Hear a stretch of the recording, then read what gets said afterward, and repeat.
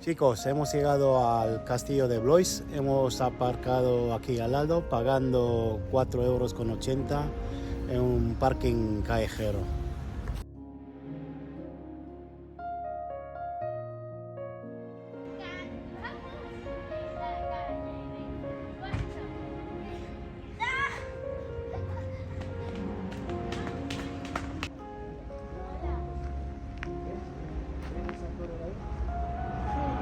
Mira qué árbol alto.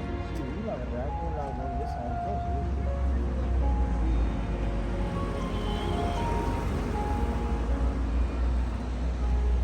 Muy bonito.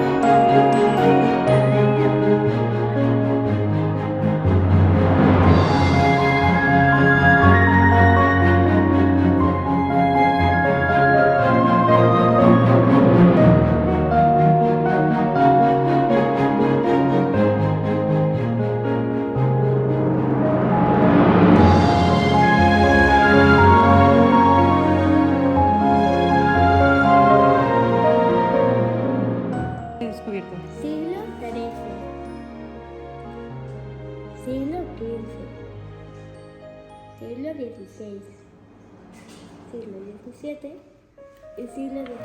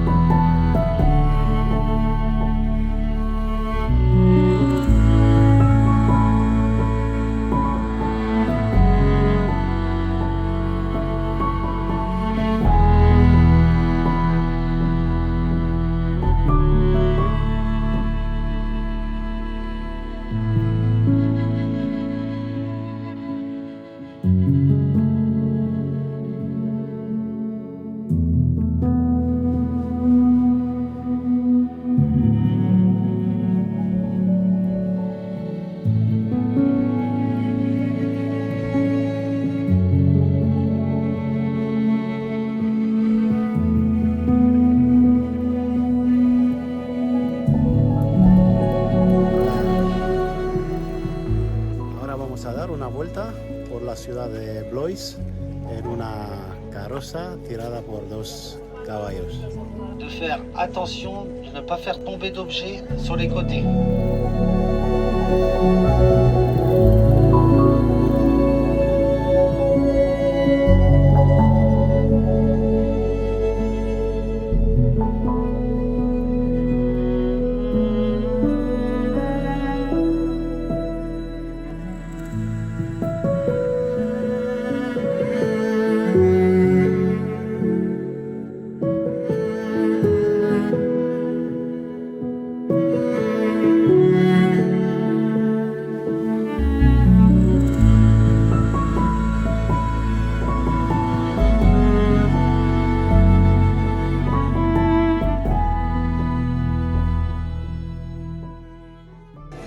Estamos esperando a que empiece el espectáculo de sonido y luz del castillo de Blois.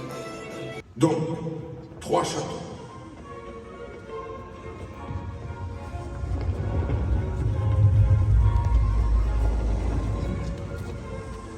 Regardez.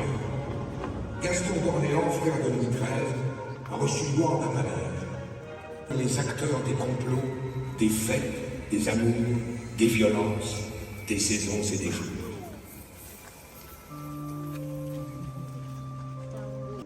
Un seigneur s'approche d'elle, un soldat. Il a 26 ans. Va mettre l'armée sur le pied de guerre. Demain, au lever du jour, ils partiront pour Orléans. Gilles, je rendrai Orléans au roi de France. 28 avril 1429, Jeanne, à la tête de l'armée, escortée du clergé qui chantait le fini créateur.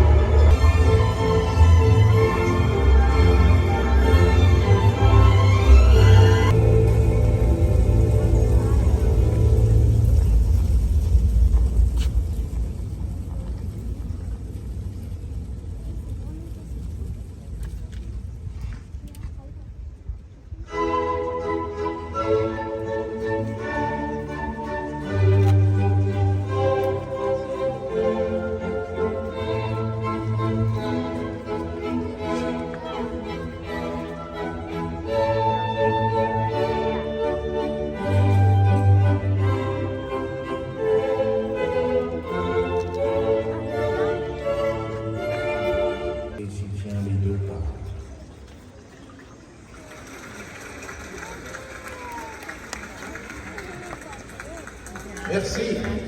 Merci.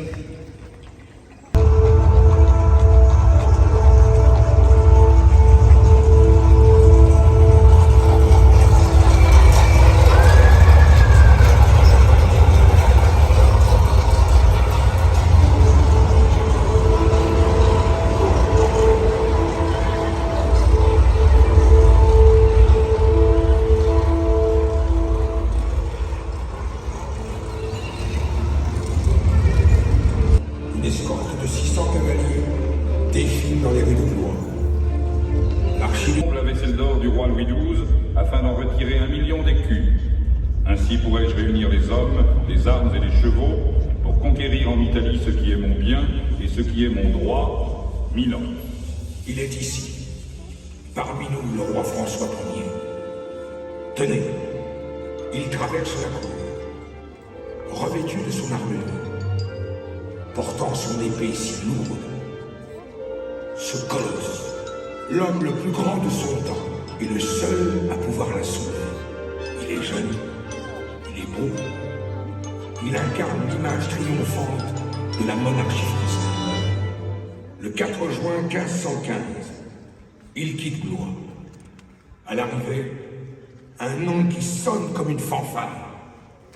Marignan.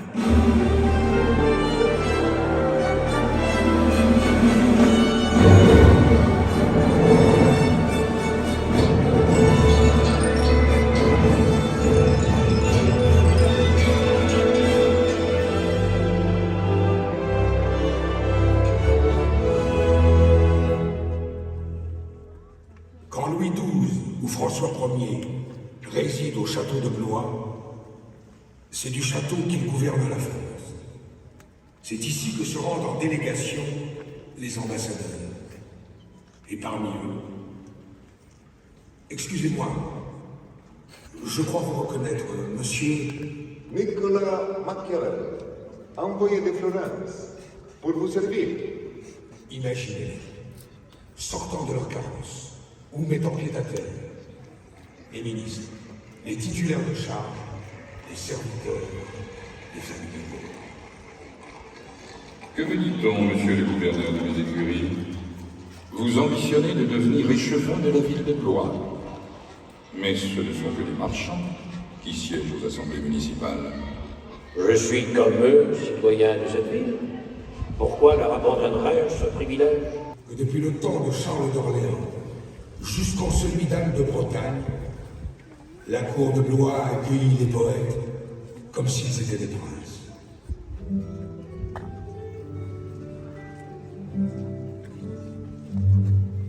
Tenez, voici le plus grand. Votre nom, monsieur?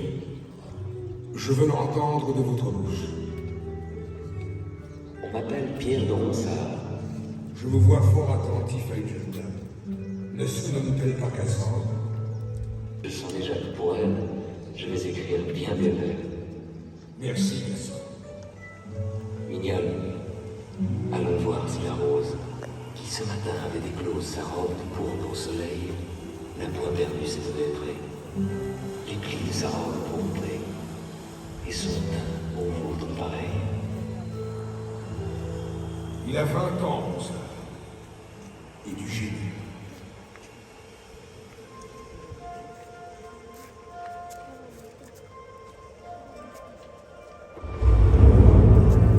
Depuis près de 30 ans, la France n'est plus qu'un champ de bataille entre catholiques et protestants.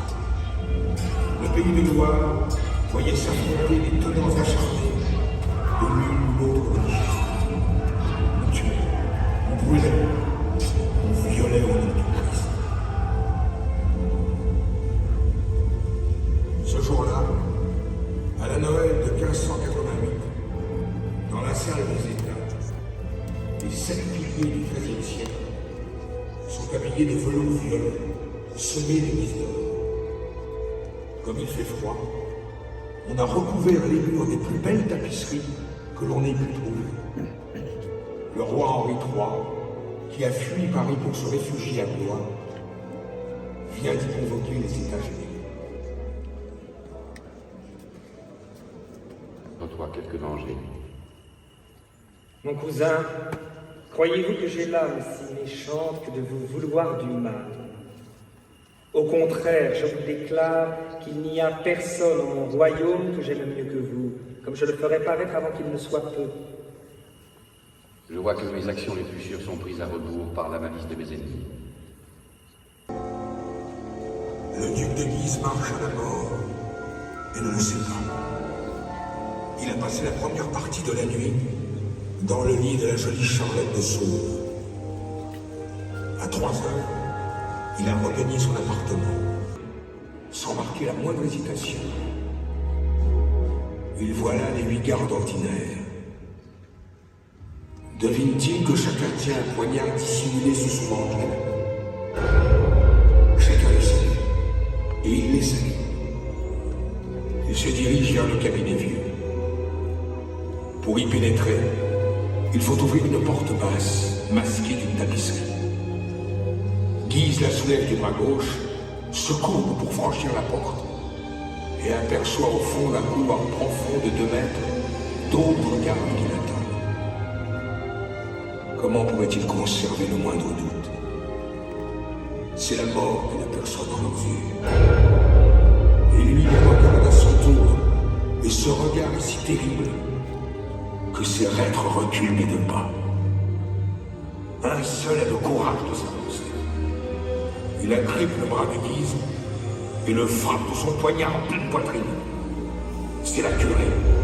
Les autres se jettent sur lui, le frappent dans le dos, à la gorge, au rein.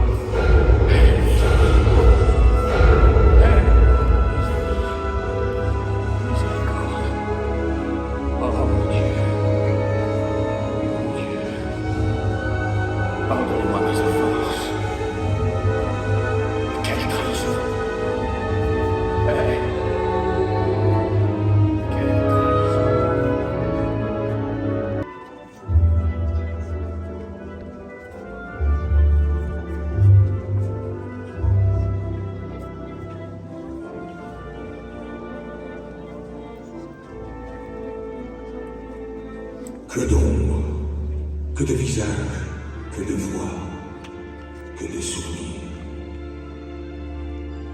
Hommes et femmes, illustres et anonymes, composent ici une fresque à nul autre pareil.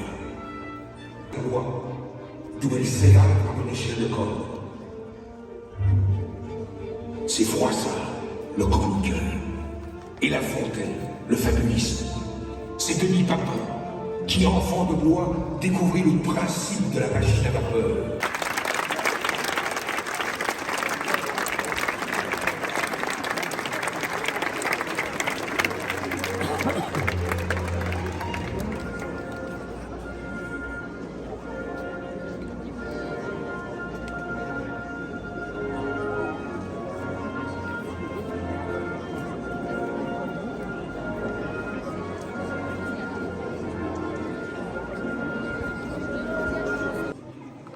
Oye chicos, ¿os ha gustado el espectáculo?